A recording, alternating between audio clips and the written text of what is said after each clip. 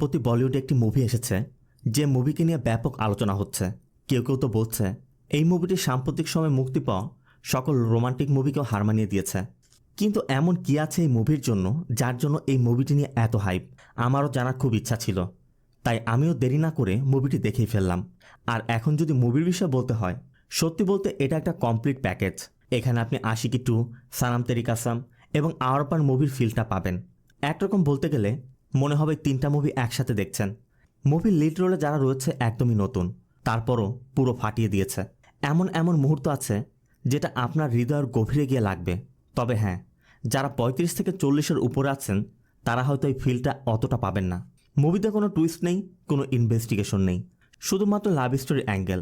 এজন্য অযথা কথা বলে ভিডিওটা বড় করব না। বলছি 2025 সালে মুক্তি পাওয়া মিউজিক্যাল রোমান্টিক মুভি সাইয়ারার কথা। মুভির শুরুতেই আমাদের মুভির লিড ফিমেল ক্যারেক্টার ভানি বার্তাকে দেখানো হয়। ভানি জার্নালিজম নিয়ে পড়াশোনা করেছে, লিখতে খুবই পছন্দ করে। কলেজ লাইফ থেকেই মহেশ নামে কলেজের সিনিয়র এক ছেলেকে ভালোবাসত, আর আজ তাদের বিয়ে। এজন্য ভানি ম্যারেজ রেজিস্টার অফিসে এসে মহেশের জন্য অপেক্ষা করছে। এটা ভানির ডায়েরি। ভানির জীবনের সব কিছু ভানি এই ডায়েরিতে লিপিবদ্ধ করে রাখে। আর আগেও বলেছি ভানি লিখতে পছন্দ করে। ভানি মূলত জীবনের সুন্দর মুহূর্তগুলোর সময় তার মধ্যে যে ফিল আসে, ওই ফিলিংস থেকেই সে নতুন নতুন বিষয় লিখে। ভানির চোখে হাজারো স্বপ্ন, ভালোবাসার একমাত্র মানুষকে বিয়ে করে সুন্দর জীবন সাজাবে। ভানির বাবা মা এবং মহেশের বাবা মাও এসেছে। তবে ঠিক যখনই ভানির সিরিয়ালটি আসে তখনই মহেশ কল করে জানায় মহেশ আসতে পারছে না। মহেশের প্রমোশন হয়েছে, সান ফ্রান্সিসকো যাচ্ছে। ভানি বলছিল তুমি আগে বললে আমি অন্য একটি ডেট দিতাম, এখন তুমি ফিরে আসার পরই ডেট দিব। তবে মহেশ সোজা বলে দেয়, দেখো ভানি, আমি তোমাকে বিয়ে করতে পারছি না, আমার অন্য একজনের সাথে রিলেশন আছে। আর এটা শোনার পরই ভানির সব কিছু যেন ভেঙে চুরমার হয়ে যায়। ভানি বেহুশ হয়ে ম্যারেজ রেজিস্টার অফিসের মধ্যেই পড়ে যায়। আর এখান থেকে সিন চলে যায় 6 মাস পর। ওই ঘটনার পর ভানির ডায়েরিতে যা কিছু লিখেছিল সব ছিঁড়ে ফেলেছে। ভানি ওই লাইফটি ভুলে যাওয়ার চেষ্টা করছে, কিন্তু ভালোবাসা তো যতই চেষ্টা করুক হৃদয়ের মধ্যে গেঁথে আছে, কিছুতেই ভুলতে পারছে না। ভানির মা, ভানির বাবা, তারাও যথাসম্ভব ভানিকে আবার নতুন জীবনে ফিরিয়ে আনার চেষ্টা করছে। আর এই জন্য ভানি একটি নিউজ চ্যানেলে চাকরির জন্য আবেদন করেছিল। আজই তার ইন্টারভিউ। এই জন্য ভানির বাবা ভানিকে সেই নিউজ চ্যানেলে ড্রপ করে দিয়ে আসছিল। এখানে ভানির বাবার কথা আমরা এটাও জানতে পারি, ভানি ইদানিং ছোটোখাটো বিষয়গুলো ভুলে যাচ্ছে। এই জন্য ভানির বাবা বলছিল, যেমনটা ছোটোখাটো বিষয়গুলো ভুলে যাস, ওই ঘটনার কথাও ভুলে যা, তোর জন্যই ভালো হবে। তবে যেতে যেতে ভানি বাইকে থাকা একটি ছেলেকে দেখতে পায়। ছেলেটি সিগারেট টানতে টানতে বাইক রাইড করছে। এরপর ভানির বাবা ভানিকে ওই নিউজ চ্যানেল অফিসের সামনে ড্রপ করে চলে যায়। ভানিও কার থেকে নেমে খেয়াল করে তার শুলেসটি খোলা। এই জন্য ভানি তার হাতের ওই ডায়েরিটি পাশে রেখে শুর লেস লাগাচ্ছিল। ঠিক তখনই ওই ছেলেটি এসে পড়ে, যাকে ভানি একটু আগে দেখেছিল। তবে তাকে দেখা মাত্রই ভানি দ্রুত তার শুলেস লাগিয়ে অফিসের মধ্যে চলে যায়। তবে তড়িঘড়ি করতে গিয়ে ভানি তার ডায়েরি ফেলে গেছে, আর ওই ছেলেটি সেই ডায়েরিটি দেখতে পায়। ভানি নিউজ চ্যানেল অফিসে গিয়ে নেহা আর ঋত্বিক নামে এই 2 ব্যক্তির সাথে কথা বলছে। যদিও ভানির জার্নালিজমে টপার ছিল, তারপরও নেহা ভানিকে বলে, আমাদের ট্যালেন্টের প্রয়োজন নেই, তোমার ইগো থাকতে হবে। কারণ আমাদের এই প্রফেশনে সেলিব্রিটিস, ফিল্ম অ্যাক্টর এদের ইন্টারভিউ নিতে হয়, আর তার সাথে তোমাকে সোশ্যাল মিডিয়ায় অ্যাক্টিভ থাকতে হবে। তবে ভানি গত 6 মাস যাবৎ সোশ্যাল মিডিয়াতে অ্যাক্টিভ নেই। তারপরও ভানি লিখতে খুবই পছন্দ করে, আর ভানি এখন লিখতে চায়। এজন্য নেহা ভানিকে বলে যে আপাতত তোমাকে আমরা ইন্টার্নশিপ হিসেবে রাখছি। এরপর ভানি বেরিয়ে যাচ্ছিল। ঠিক তখনই ভানির ওই ডায়েরি হাতে সেই ছেলেটি আসে। ছেলেটি এসে ভানির হাতে ভানির ডায়েরিটি দিয়ে অফিসের মধ্যে ঢুকে ঋত্বিককে ইচ্ছা মতো পেরাতে থাকে। আর এখানে আমরা জানতে পারি এই ছেলেটির নাম হচ্ছে কৃষ কাপুর। সে একজন মিউজিক আর্টিস্ট। কৃষদের জোশ নামে একটি ব্যান্ড আছে, তার কয়েকজন বন্ধু মিলে ওই ব্যান্ডে কাজ করে। যদিও ব্যান্ডের গানগুলো কৃষ নিজে কম্পোজ করে এবং লিড রোল প্লে করে, তারপরও তাদের ব্যান্ডের রিভিউতে ক্লিউ নামে তাদের ব্যান্ডের এক সদস্যের নাম এসেছে। কোথাও কৃষের কোনো নামই নেই। মূলত ক্লিউর বাবা তার ছেলেকে তোলার জন্যই ঋত্বিককে দিয়ে ওই রিভিউটি করিয়েছিল। আর এজন্যই কৃষ রেগে ঋত্বিককে পেটাচ্ছে। আর ঋত্বিককে পিটিয়ে চলে যাওয়ার সময় কৃষ ভানিকে বলে যায়, তুমি খুব ভালো লিখো। তার মানে এই সময়ের মধ্যে কৃষ ভানির ডায়েরির কিছু অংশ পড়েছে। কৃষদের আজ একটি স্টেজে পারফর্ম করার কথা, এই জন্য তারা সবাই মিলে প্রস্তুতি নিচ্ছিল। ঠিক তখনই কৃষ এসে ক্লিউর সাথে ঝামেলা বাঁধায়। কারণ কৃষের কথা সব কিছু আমি করি, আর নাম নিচ্ছে ক্লিউ। আমাকে ছাড়া তোমরা কিছুই না, আমাকে ছাড়া এই ব্যান্ডে টিকবে না। আবার এদিকে কৃষ আবার এদিকে ক্রিস যে ঋত্বিককে পিটিয়েছে সেই ভিডিও এখন সোশ্যাল মিডিয়াতে ভাইরাল হয়ে গেছে, তাই তাদের ব্যান্ডের নামও এখন বদনাম হচ্ছে। এই জন্য ব্যান্ডের অন্য সদস্যরা বলে দেয়, তুই যেহেতু সব কিছু, তাহলে তুই একাই পারফর্ম কর। এই জন্য সবাই রাগ করে ক্রিসকে রেখেই চলে যায়। আর ক্রিসও ছিল খুব রাগী স্বভাবের। ক্রিসেরও কথা কাউকে প্রয়োজন নেই, তাই ক্রিস একাই সিস্টেমে মিউজিক সেট করে একাই পারফর্ম করে। আর এভাবেই ক্রিসের সিঙ্গেল পারফরমেন্স পুরো সুপারহিট হয়ে যায়। অন্যদিকে ভানি ওই ঘটনার পর থেকে লেখা বন্ধ করে রেখেছিল। এখন যেহেতু সে নতুন করে আবার শুরু করতে চাইছে, তাই ভানি লিখতে চেষ্টা করছে, কিন্তু কোনো কিছুতেই ভানি লিখতে পারছে না। মনে হচ্ছে মহেশ শুধু তার ভালোবাসাকে নিয়ে যায়নি, তার সবথেকে বড় অস্ত্র তার রাইটিং ট্যালেন্টটাও নিয়ে গেছে। এদিকে ক্রিসের পারফরমেন্স শেষ, অন্য সবাই চলে গেলেও ক্রিসের বন্ধু ভিকি এখনও আছে। এই ভিকি মূলত এখানে থেকে পড়াশোনা করে। ভিকির বাবা বড় একজন ব্যবসায়ী। ভিকির পড়াশোনার জন্য ভিকিকে টাকা পাঠায়, আর ভিকি ক্রিসদের মতো তার বন্ধুদের পিছে সে টাকা ঢালে। ভিকি ক্রিসকে বোঝানোর চেষ্টা করছিল, ভাই আমাদের তো সবাই একসাথে থাকতে হবে, একসাথে না থাকলে আমরা বড় হতে পারবো কি করে। আর ভিকির কাছে বর্তমানে একটি অফারও আছে। এই জন্য ভিকি পরবর্তী দিনই ক্রিসকে একটি সেটে নিয়ে যায়। এটা মূলত শহরের হিপ হপ লিজেন্ড প্রিন্সের সেট। এই প্রিন্সের প্রত্যেকটি গান ইউটিউবে 100 মিলিয়ন ক্রস করে যায়। আর তাদের কাজ হচ্ছে প্রিন্সের সাথে কোলাব করে একটি গান তৈরি করা। আর সেটা যদি একবার তারা করতে পারে, তাহলে প্রিন্সের ওই 100 মিলিয়ন গানের মধ্যে ক্রিসেরও নাম থাকবে। আর এরপর থেকে ক্রিস নিজেই নিজের কাজ করতে পারবে। এই ব্যক্তির নাম হচ্ছে ভিনিত। ভিনিত মূলত প্রিন্সের মতো বড় বড় হিপ হপ লিজেন্ড যারা আছে, মানে বড় বড় সিঙ্গার, তাদেরকে ম্যানেজ করে। সে একটি বড় রেকর্ডিং কোম্পানির মালিকও বলা চলে। এবার যে মিউজিক ফেস্টিভ্যাল হবে, সেখানে প্রিন্সের গান থাকবে। কিন্তু প্রিন্স একঘেয়েমি গান গেয়ে গিয়ে বিরক্ত হয়ে গেছে। প্রিন্স এখন নতুন কিছু চাচ্ছে। তাদের সাথে যে সকল আর্টিস্টরা রয়েছে, মানে যারা কাজ করত, তাদের দেয়া গান প্রিন্স পছন্দ করছে না। এর জন্য নতুন কারোর খোঁজ করা হচ্ছে। আর ভিনিত ক্রিসকে বোঝায়, আমরা এই সুযোগটা নতুনদের দিতে চাচ্ছি। তবে ক্রিসও বিষয়টি বুঝতে পারছে। ক্রিসও ভিনিতকে সোজা বলে দেয়, তোমাদের এক্সিস্টিং কম্পোজারদের গান তোমাদের লিজেন্ড পছন্দ করছে না, আর এখন তোমরা নতুন কারোর গান নিয়ে সেটা তোমাদের বলে চালিয়ে দিবে, সব কিছু ব্যবহার করবে আমার, আর নাম হবে তোমাদের। এই জন্য ক্রিস দাবি করে, আমি কলাপ ঠিকই করব, কিন্তু ক্রেডিট আমাকে দিতে হবে। তার সাথে সোশ্যাল মিডিয়াতে প্রমোশন তো থাকবেই। এদিকে প্রিন্সকে যেসব গান শোনানো হয়েছে, প্রিন্স সেসব গান শুনে বিরক্ত হয়ে চলে যাচ্ছিল। ঠিক তখনই ক্রিসের চোখ পড়ে ভানির দিকে, কারণ ভানির আজ প্রিন্সের ইন্টারভিউ নেওয়ার অ্যাপয়েন্টমেন্ট ছিল। তবে সিকিউরিটি কিছুতেই ভানিকে ঢুকতে দিচ্ছে না। এই জন্য ক্রিস এগিয়ে যায়। আর ক্রিস ভানির লেখা সম্পর্কে ভালো করে জানে যে ভানি খুব ভালো গান লিখতে পারে। এই জন্য ক্রিস ভিনিতকে বলে, মাত্র 3 দিনের মধ্যে আমি আপনার গান তৈরি করে দিব।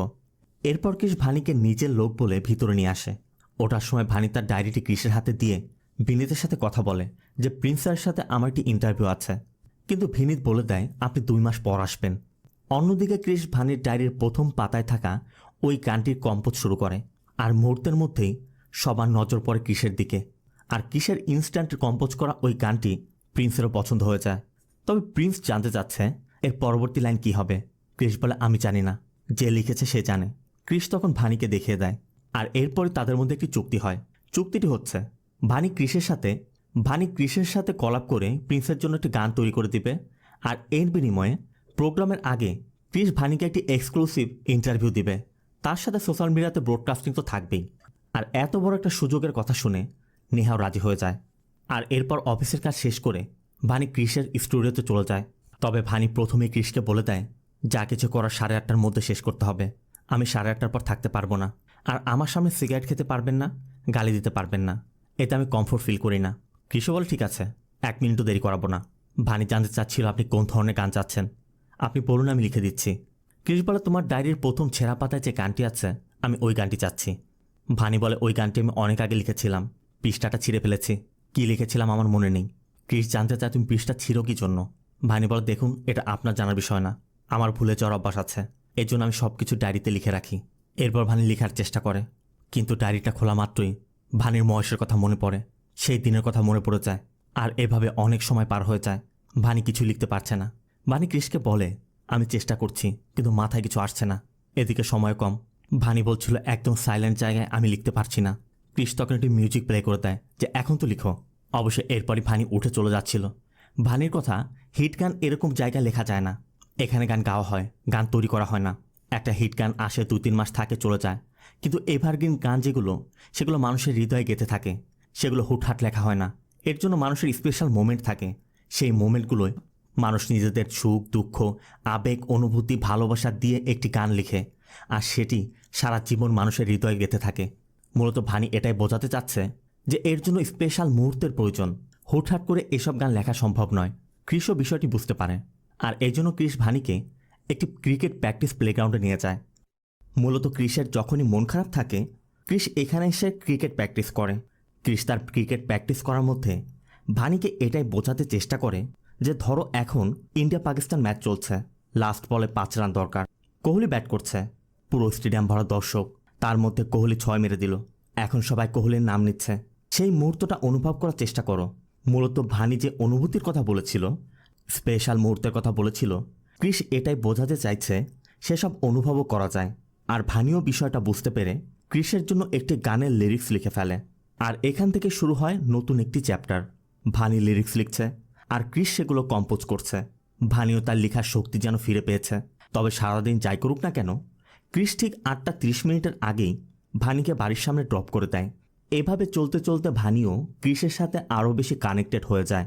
এতদিন পর ভানির মুখেও হাসি ফুটেছে, বাঁচার আশা জেগেছে। ভানি যেন আবার স্বপ্ন দেখতে শুরু করেছে। তবে এর মধ্যে একদিন ক্রিস আর ভানি যখন স্টুডিওতে যাচ্ছিল, ট্রাফিক সিগন্যালে এক ব্যক্তিকে মাতাল অবস্থায় দেখা যায়। ক্রিস এই বিষয়টি দেখার পর থেকে ক্রিসেরও কেমন যেন মন খারাপ হয়ে যাচ্ছিল।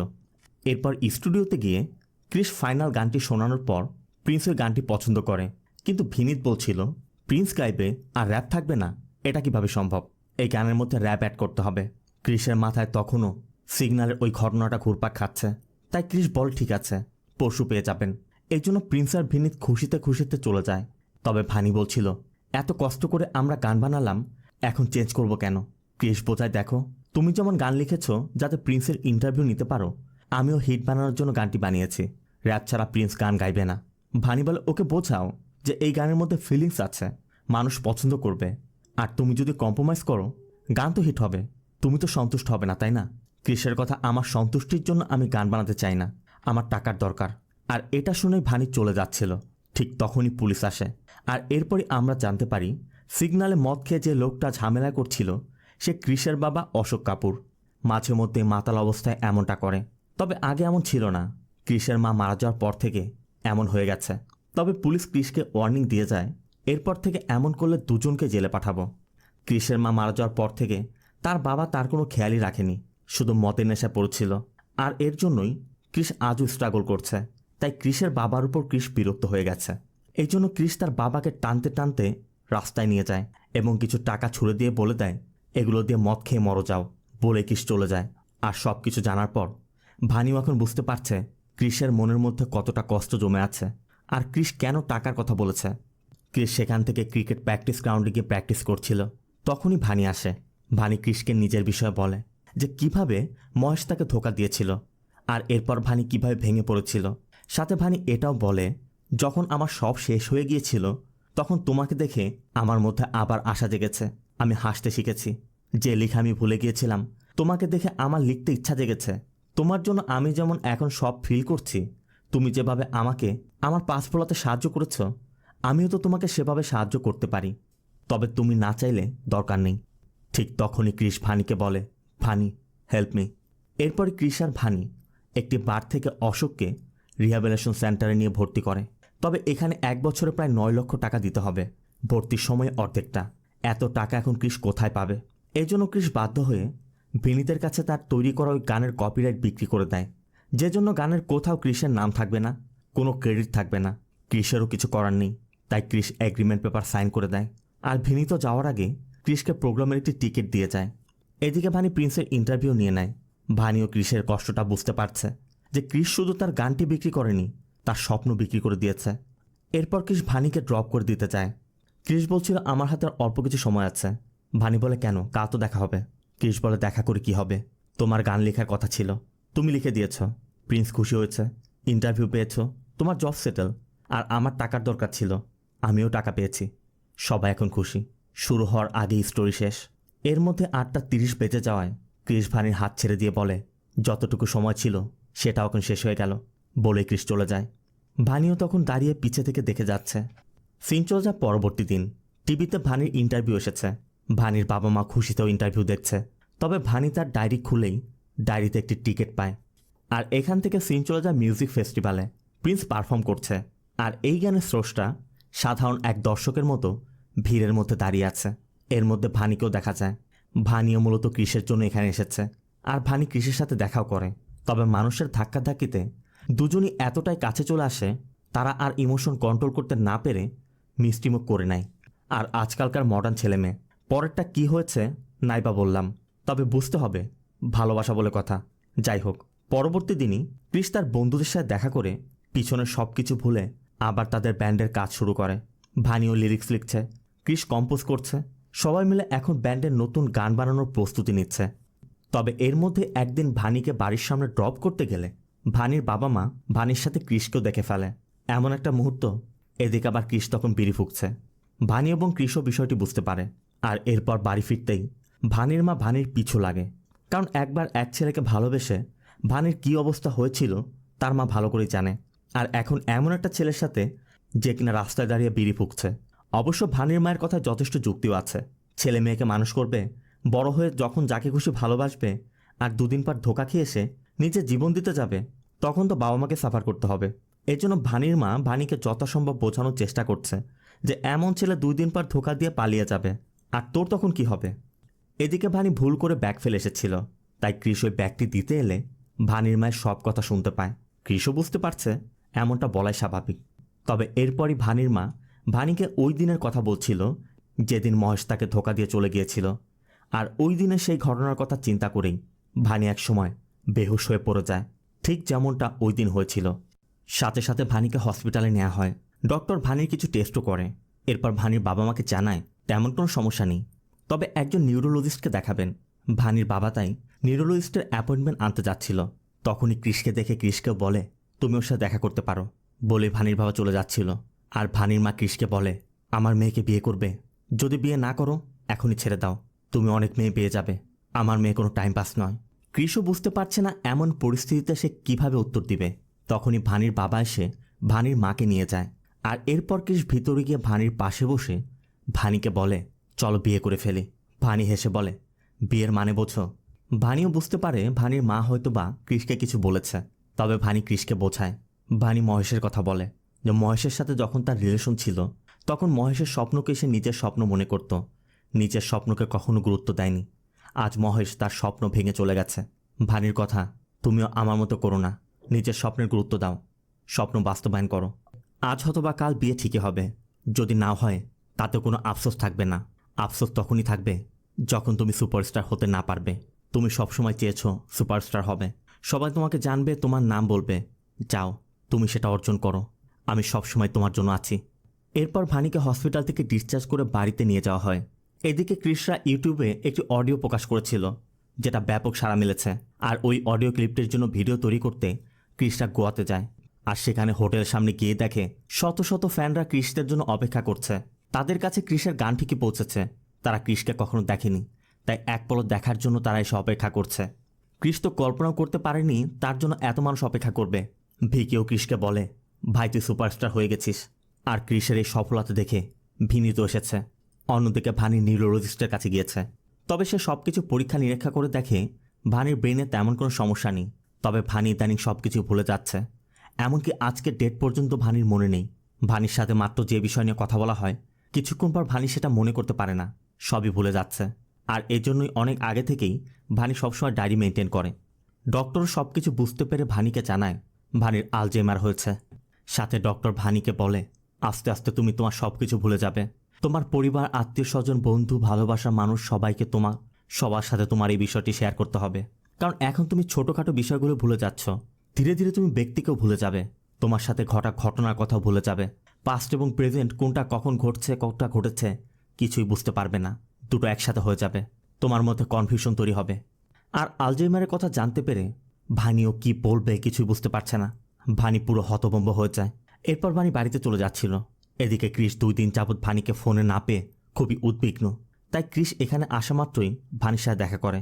ভানিও কৃষকে তার সমস্যার কথা বলতেই যাচ্ছিল, কিন্তু কৃষের সফলতার গল্প শুনে ভানি কিছুই বলতে পারছে না। কৃষ ভানিকে বলছিল সে সারা জীবন যে স্বপ্নটা দেখে এসেছে তার সেই স্বপ্ন বাস্তবায়ন হতে যাচ্ছে। সারা দেশের মানুষ তাকে চিনবে, তাকে জানবে, তার গান শুনবে। আজ সেই দিন এসে গেছে। আর কৃষের মুখে এসব শোনার পর ভানি তার সমস্যার কথাটি বলতে গিয়েও নিজের মধ্যে চেপে রাখে। এরপর ভানি তার অফিসে যায়, আর অফিসে গিয়ে জানতে পারে তার কোম্পানিতে নতুন একজন ইনভেস্টর এসেছে, আর সে এখন এই কোম্পানির একজন পার্টনার। আর এই সেই মহেশ যে ভানিকে একসময় ধোকা দিয়ে চলে গিয়েছিল।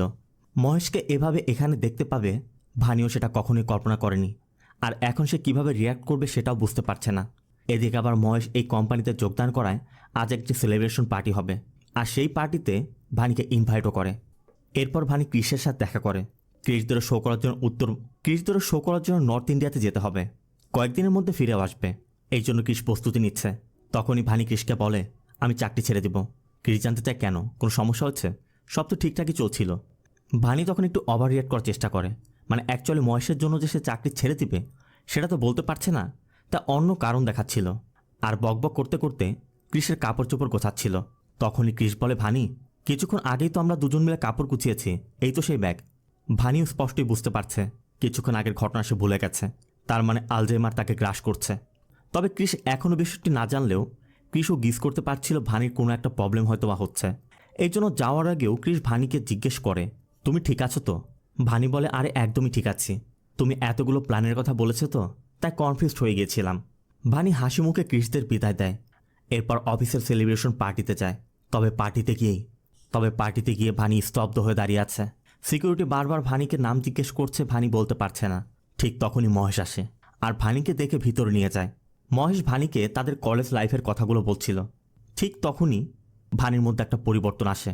ঠিক যেমনটা ডক্টর বলেছিল, এমন একটা সময় আসবে যখন তোমার পাস্ট এবং প্রেজেন্ট গুলিয়ে যাবে। আর এই সেই সময় মহেশও ভানিকে একা পেয়ে ভানিকে আবার পটাতে চেষ্টা করছিল, মানে ভানিকে ইউজ করার জন্য ভানির সংস্পর্শে যেতে চেষ্টা করছে। মহেশের সংস্পর্শে মহেশের কথাগুলো শুনে ভানি এক মুহূর্তের জন্য আবার পাস্টে চলে গেছে। এর মধ্যে যা কিছু ঘটেছিল ভানি সবই ভুলে গেছে। ভানি মনে করছে মহেশের সাথে রিলেশন থাকা অবস্থায় সে যেমনটা ছিল এখনও ঠিক তেমনই আছে, আর ভানি সেভাবে রিয়াক্ট করছিল। ভানি মহেশকে বলেই বসে, আমরা তো বিয়ে করছি তাই না? মহেশ তো আশ্চর্য হয়ে যায়। মহেশ হেসে বলছিল, বিয়ে করবো আমরা? পাগল হয়েছ? ঠিক তখনই ভানি মহেশের হাত ধরে বলে, তুমি তো আমাকে প্রপোজ করেছিলে, এখন কেন হাসছ? তোমার বাবা মা কিছু বলেছে? মহেশ বলছিল, বাবা মা কোত্থেকে এলো?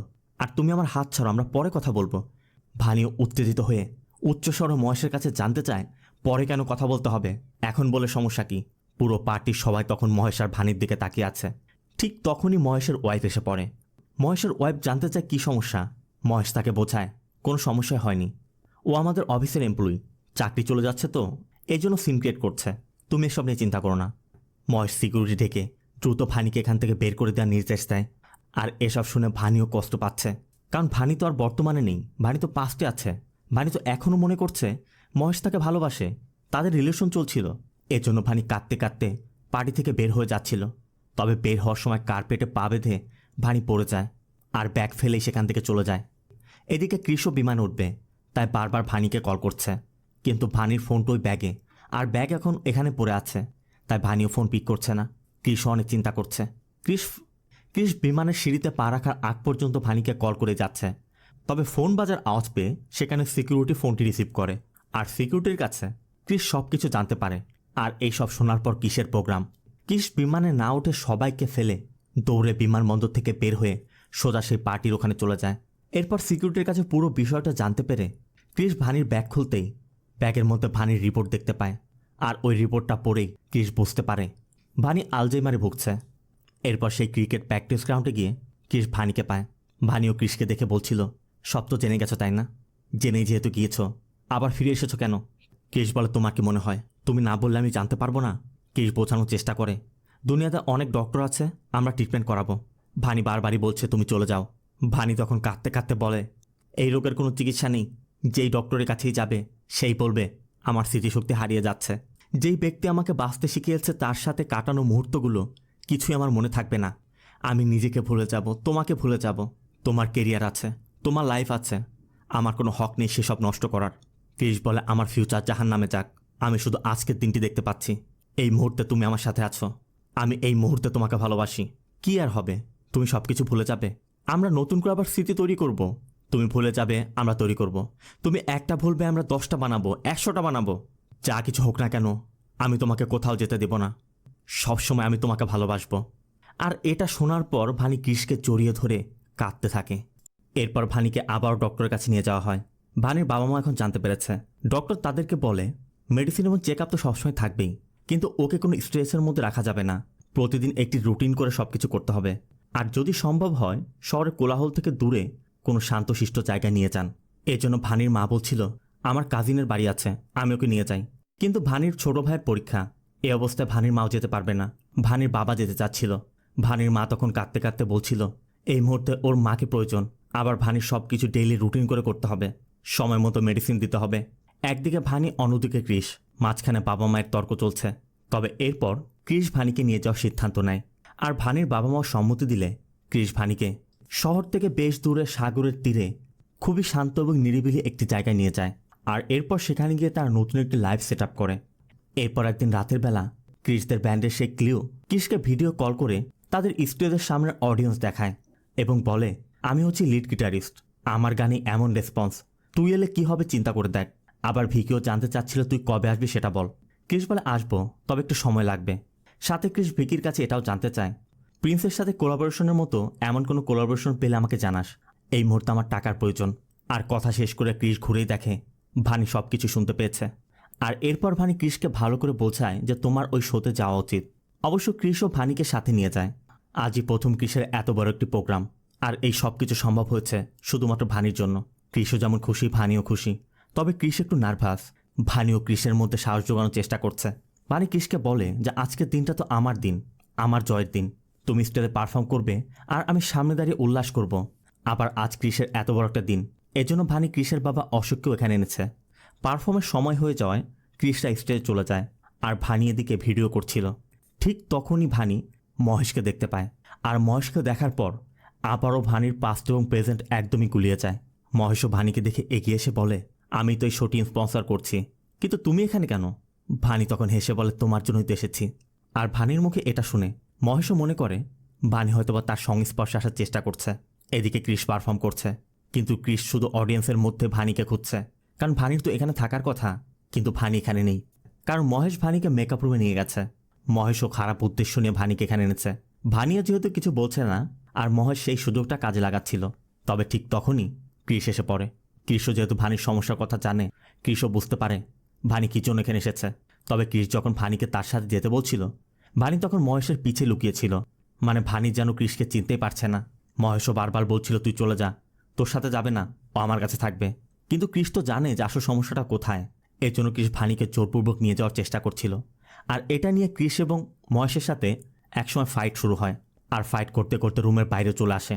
তবে এরপর যেটা ঘটে সেটা কেউ কল্পনা করেনি। ভানি যে মানুষটাকে পাগলের মতো ভালোবাসে, সেই মানুষটার সামনে ছুরি ধরে বসে। ভানি মহেশকে প্রোটেক্ট করার চেষ্টা করছে। ভানি বারবার বলছে তুই এখান থেকে চলে যা, না হলে আমি তোকে ছুরি মেরে দেব। ক্রিসও ভালো করে বুঝতে পারছে ভানি তার কথা ভুলে গেছে। ক্রিসও স্তব্ধ হয়ে দাঁড়িয়ে আছে। ঠিক তখনই ভানি ক্রিসের হাতে ছুরি মেরে দেয়। আর এটা থেকে মহেশও দ্রুত সেখান থেকে পালিয়ে যায়। ভানিও মহেশের পিছু পিছু ছুটতে চেষ্টা করছিল। তবে ওই অবস্থাতেই ক্রিস ভানিকে ধরে ফেলে। ভানি তখন চিৎকার করে করে মহেশকে ডাকছে।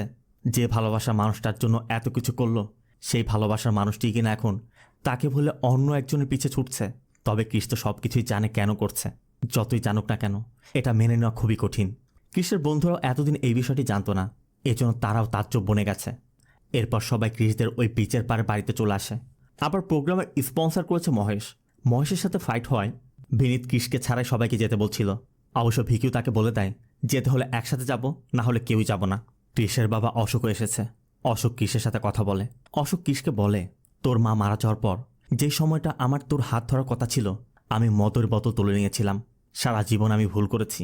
আমার একটা কথা রাখবি, যে ভুল আমি করেছি তুই করিস না। ভালোবাসার মানুষের জন্য নিজের জীবনটা শেষ করে দিস না, বলে অশোক চলে যায়। ভানি তখন ঘুমাচ্ছে আর ক্রিস সারা রাত পিয়ানো বাজিয়ে কাটিয়ে দেয়। পরবর্তীতে সকাল হতেই ভানি ক্রিসের কাছে জানতে চায় আজ না তোমার শো, তুমি যাবে না? ক্রিস বলে ভানি শো তো কাল হয়ে গেছে। ভানি একটু অবাকই হয়। তো ভানিও তো জানে যে তার আলজাইমার, এই জন্য ভানি ভাবে সে ভুলে গেছে। ভানি জানতে চায় শোটা কেমন হয়েছে। এরপর ক্রিস ভানিকে একটি গল্প শোনায়। ক্রিস ভানিকে বলে আমার স্কুল লাইফের একটি বন্ধু ছিল। ও সবসময় নিজের দুনিয়াতে থাকতো। রাগ এবং ফ্রাস্ট্রেশন ওকে শেষ করে দিচ্ছিল। ঠিক তখনই ওর একটি মেয়ের সাথে দেখা হয়। ও ওই মেয়েটির মধ্যে এমন কিছু পায় যা ওর নিজের কাছে ছিল না, ভালোবাসা। প্রথমবার ওর মনে হয়েছিল ও ভালোবাসতে জানে। মেয়েটি ওর সাথে থাকলে ও পুরো দুনিয়া জিততে পারবে। কিন্তু সমস্যা হচ্ছে মেয়েটি চলে যাচ্ছে। ভানি জানতে চায় কোথায়। ক্রিস বলে অনেক দূর, এতটা দূর যেখানেও যেতে পারবে না। ভানি বলে তুমি এক কাজ করো, তোমার ওই বন্ধুর জন্য একটি গান তৈরি করো, আমি নিজে লিখে দিব। তোমার বন্ধুকে তার গার্লফ্রেন্ডকে বলতে বলবে এটা তোমার জন্য। এরপর দেখো ওই গানটা ওর হৃদয় ছুঁয়ে গেলে ও কখনোই তাকে ছেড়ে যাবে না। যেখানে থাক না কেন সব কিছু ফেলে তার কাছে ছুটে আসবে। ক্রিসের মনে পড়ে তার তো আজ সকালে ভিনিতের সাথে দেখা করার কথা। এই জন্য ক্রিস উঠে যাচ্ছিল। তবে ভানি ক্রিসের হাত ধরে বলে এখনও আমার কাছে কিছু সময় বাকি আছে, আর এই সময় কাল, ফরএভার ফরএভার আমি শুধু তোমাকেই ভালোবাসি মহেশ। এখন কেমন লাগে আপনারাই বলুন। যেই ক্রিস ভানিকে এতটা ভালোবাসে, আবার ভানিও ক্রিসকে এত ভালোবাসে, কিন্তু ভানি ক্রিসকে এখনও মহেশ বলেই ভাবছে। না ভাই, এই কষ্ট আর নিতে পারবো না। তবে ক্রিসই বা কী করবে? ক্রিসও ভালো করে বুঝতে পারছে সে যতই ভানিকে ভালোবাসুক না কেন, ভানি তাকে মহেশই মনে করবে। ভানি তার কথা ভুলে গিয়েছে। এরপর ক্রিস তার বন্ধুদের সাথে ভিনিতের অফিসে যায়। ক্রিস তার বন্ধুদের বলে আমি ভিনিতকে সরি বলবো, তবে আমি ব্যান্ডের সাথে থাকতে পারবো না, আমি ব্যান্ড ছেড়ে দিচ্ছি। তখন ভিকি ক্রিসকে বলে তুই তো কখনো সরি বলতি না, এখন কেন সরি বলতে যাবি? আর দেখ ভানির দায়িত্ব তোর না, এর জন্য ওর বাবা মা আছে। ওকে ছেড়ে দে, আমাদের সাথে চল, যেখানে তোর সাকসেস তোর জন্য অপেক্ষা করছে। হাজার লাখ মানুষ তোর নাম নিচ্ছে, ক্রিস ক্রিস বলে চিৎকার করছে। ক্রিস শুধু বলে ওখানে তো ও থাকবে না তাই না? সারা দুনিয়া আমার নাম নিলেও ও তো আমার নাম ভুলে যাচ্ছে, কিন্তু আমি কখনই ভুলবো না। ও আমার জন্য যা করেছে আমি কখনই ভুলতে পারবো না। এই একটা মেয়ে আমাকে এতটা ভালোবাসা দিয়েছে, আমার আর কিছুই চাই না। আমি ওকে কখনই ছাড়তে পারবো না, আমি ওর দুনিয়াতে ওর সাথে থাকবো। তবে এর জন্য তার ভিকিরা তাদের লাইফ নষ্ট করতে পারে না, তাদেরও তো ফিউচার আছে। এই জন্য তারা চলে যায়।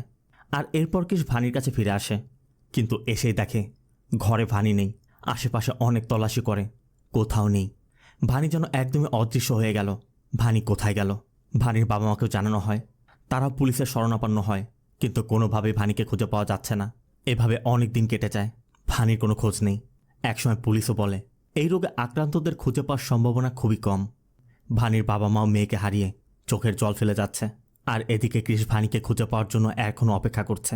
ক্রিস ওই বাড়িতে ফিরে আসে যেখান থেকে ভানি নিখোঁজ হয়েছিল। আর এখানে এসেই ক্রিস ভানিকে কল্পনা করছিল। ক্রিস দেখছিল ভানি তাকে ওই রুমে নিয়ে যাচ্ছে যেখানে বসে তারা শেষ কথা বলেছিল। ভানি যেন ক্রিসকে আবার পিয়ানোর কাছে নিয়ে যাচ্ছে, তবে ক্রিস আর নিতে পারছে না। তাই এখানে থাকা সব কিছু ভাঙচুর করছিল। আর ভাঙচুর করতে করতেই ক্রিস একসময় একটি ডায়েরি দেখতে পায়। আর ওই ডায়েরির মধ্যেই ভানি একটি গানের লিরিক্স লিখে রেখে গেছে। ক্রিসের তখন মনে পড়ে ভানি তাকে বলেছিল তোমার ওই বন্ধুর জন্য আমি একটি গান লিখে দিব, তুমি তাকে বলবে এই গানটি গাইতে। ওই গান যখন তার ভালোবাসার মানুষের হৃদয় ছুঁয়ে যাবে, ওই গান শুনলে সে যেখানে থাকুক না কেন আবার তার কাছে ফিরে আসবে। এই জন্য ক্রিস আবার ভিকিদের কাছে ফিরে আসে এবং ভিকিকে অনুরোধ করে আমার জন্য একটা গান তৈরি কর, সারা দুনিয়াতে গানটা ছড়িয়ে দে। আমার বিশ্বাস এই গান ওর কানে পৌঁছালে ও নিশ্চয়ই আমার কাছে আসবে। ভিকিরাও ক্রিসের অবস্থাটা বুঝতে পারে, আর এরপর তারা ওই গানটি তৈরিও করে। এখান থেকে সিন চলে যায় 1 বছর পর। রাগ মিউজিক ফেস্টিভ্যাল। ক্রিস এখন সফল সুপারস্টার। আজ ক্রিসরাই পারফর্ম করছে। আর শুধু মুম্বাই নয়, সারা দেশের বিভিন্ন জায়গায় ক্রিসরা বড় বড় স্টেজ পারফর্ম করছে। যদিও ক্রিস সফলতার শীর্ষে পৌঁছে গেছে, তারপরও ক্রিসের এই সফলতার পিছে একটি কারণ, আর তা হচ্ছে ভানিকে খুঁজে বের করা। তার বিশ্বাস একদিন না একদিন ভানি ফিরে আসবে। আর এইভাবে শো করতে করতেই ক্রিসরা একটি শো করতে লন্ডনে যায়। লন্ডনে একটি বড় স্টেডিয়ামের মধ্যে শোটির অ্যারেঞ্জ করা হবে, তাই সবাই সেখানে রিহার্সেল করছিল। এদিকে ক্রিসের গান ইউটিউব ট্রেন্ডিংয়ে আছে, সবাই এই গান নিয়ে রিলস তৈরি করছে। শোয়ের মধ্যে এই রিলসগুলো দেখানো হবে, এই জন্য সিলেক্টেড কিছু রিলস বড় স্ক্রিনে প্লে করা হচ্ছিল। আর এই রিলস চলাকালীন অবস্থায় দুটি চোখ দেখে সবার চোখ আটকে যায়, কারণ এই দুটি চোখ অন্য কারো নয়, ভানির। ক্রিসও দেখা মাত্রই ছুটে আসে। খোঁজ নিয়ে জানা যায় এই রিলসটি মানালি থেকে আপলোড করা হয়েছিল। তাই ক্রিস তার এত বড় প্রোগ্রাম ফেলে দ্রুত চার্টার ফ্লাইট নিয়ে ইন্ডিয়াতে ফিরে আসে। আর ইন্ডিয়াতে নেমে সোজা মানালিতে চলে যায়। ক্রিস মানালিতে একটি আশ্রমে যায়। আর সেখানে যেতে এক কর্মী ক্রিসকে দেখে বলে আপনি ক্রিস কাপুর না? আমরা ভেবেছিলাম আপনি কখনই আসবেন না। তারা ক্রিসকে ডেকে একটি চিঠি দেয়, যেটা ভানি ক্রিসকে দিতে বলেছিল। চিঠির মধ্যে ভানি লিখে রেখেছে ক্রিস, আমি চাই এই চিঠিটা কখনোই তোমার হাতে না যাক। তুমি এখন এই চিঠিটি পড়ছো, তার মানে আমাকে খুঁজতে তুমি তোমার সব কিছু ফেলে চলে এসেছ। আর এটা আমি কখনোই চাইনি। যে আমাকে সব কিছু দিয়েছে সে আমার জন্য তার সব কিছু ছেড়ে দিবে, এটা আমি কিভাবে হতে দেই? আর এখানে আমরা এটাও দেখতে পাই মহেশের সাথে ক্রিসের যে ইনসিডেন্টটি ঘটেছিল, ওই ইনসিডেন্টের একটি ভিডিও ভানির হাতে পড়েছিল। ভানি ওই ভিডিওটি দেখে বুঝতে পেরেছিল তার মধ্যে পরিবর্তন আসতে শুরু করেছে। সে সব কিছু ভুলে যাচ্ছে, আর তার জন্য ক্রিসের ভবিষ্যৎ নষ্ট হয়ে যাচ্ছে। আর ভানি এটা কখনই হতে দিতে চাচ্ছিল না। এর জন্যই ভানি ক্রিসের থেকে সবার থেকে অনেক দূরে চলে এসেছিল। আর ভানি এটাও ভালো করে জানত, ভানি যদি ক্রিসের জীবনে না থাকে তাহলে ক্রিস একসময় অনেক বড় একজন সিঙ্গার হবে। আর ক্রিস আজ সেটা হয়েও গেছে। ভানি তার চিঠির মধ্যে এটাও লিখেছে, এখন তো আমি সব কিছুই ভুলে যাই, তারপর যখন কেউ তোমার গান শোনায় তখন আমার তোমার সাথে কাটানো ওই একটা মুহূর্তের কথা আবার মনে পড়ে যায়। ওই মুহূর্তগুলো সব আমার হৃদয়ের মধ্যে গাঁথা আছে ক্রিস। আমার মস্তিষ্ক থেকে হয়তোবা সব কিছু মুছে যাবে, কিন্তু ওই মুহূর্তগুলো আমার হৃদয়ের মধ্যে থেকে যাবে। এরপর ক্রিস বাইরে এসে দেখে ভানি বসে বসে কিছু লেখার চেষ্টা করছে আর কাগজগুলো ছিঁড়ে ফেলে দিচ্ছে। মূলত ভানি জানতো ভানি একসময় ক্রিসকে ভুলে যাবে। এই জন্যই ভানি ক্রিসের জন্য ওই চিঠিটি লিখে রেখে গিয়েছিল, যেন ভানির চলে আসা এবং ভানির সব কিছু সম্পর্কে ক্রিস জানতে পারে। আর ভানিও এখন ক্রিসকে দেখে আর চিনতে পারছে না। আবার ভানি লেখারও চেষ্টা করছে, কিন্তু লিখতে পারছে না। ক্রিস তখন ভানিকে ওই সব কথাগুলো বলে যেগুলো ভানি ক্রিসকে তার স্টুডিওতে বসে বলেছিল, যে লেখার জন্য স্পেশাল মুহূর্ত লাগে, আবেগ লাগে, অনুভূতি লাগে। পাশে বাচ্চারা ক্রিকেট খেলছিল। ক্রিস ভানিকে সেখানে নিয়ে যায়। আর ওই দিন ক্রিকেট প্র্যাকটিস গ্রাউন্ডে ক্রিস ভানিকে যে সকল কথাগুলো বলেছিল, যে মুহূর্তের কথা মনে করতে বলেছিল, এখনও ঠিক সেভাবেই ভানিকে ওই মুহূর্তগুলোর কথা মনে করতে বলে। কিন্তু ভানি তো কিছুই বুঝতে পারছে না, কারণ ভানি তো ভানির মধ্যেই নেই, নিজেকেই সে ভুলে গেছে। তবে ওই যে বলে না, মিরাকেল, ভালোবাসায় তো সবই সম্ভব, এখানেও তেমনটাই ঘটে। ভানি একসময় ক্রিসকে চিনতে পারে আর ক্রিসের কাছে ছুটেও আসে। আর এরপরই ক্রিস ভানিকে নিয়ে লন্ডনে গিয়ে তার স্টেজ পারফর্মটি করে। যে স্বপ্নটি সে দেখেছিল সেটা ভানিকে নিয়ে বাস্তবায়ন করে। আর সেখান থেকে ফিরেই ক্রিস ভানিকে নিজ হাতে সাজিয়ে বিয়েটাও করে। আর এর ভিতর দিয়ে ক্রিস আর ভানির ভালোবাসার পূর্ণতা পায়। তবে ভানি এখনও সব কিছু ভুলে যায়। এই জন্য ক্রিস ভানিকে সব কিছু মনে করাতে ঘরের মধ্যে বিভিন্ন জায়গায় টোকেন লাগিয়ে রাখে। এমনকি ভানির জন্য একটি নতুন ডায়েরিও তৈরি করে রেখেছে, যেখানে সে তাদের ভালোবাসার গল্প লিপিবদ্ধ করে রেখেছে। ভানি যেন দেখলেই তাদের মুহূর্তগুলোর কথা মনে করে। তবে সত্যি বলতে কি, ভালোবাসার মানুষ যদি ছেড়ে যায় সেটা যেমন কষ্টকর, তার থেকেও বেশি কষ্টকর ভালোবাসার মানুষটি আপনার পাশে আছে কিন্তু আপনাকে চিনতে পারছে না। কারণ ভালোবাসার অনুভূতিটা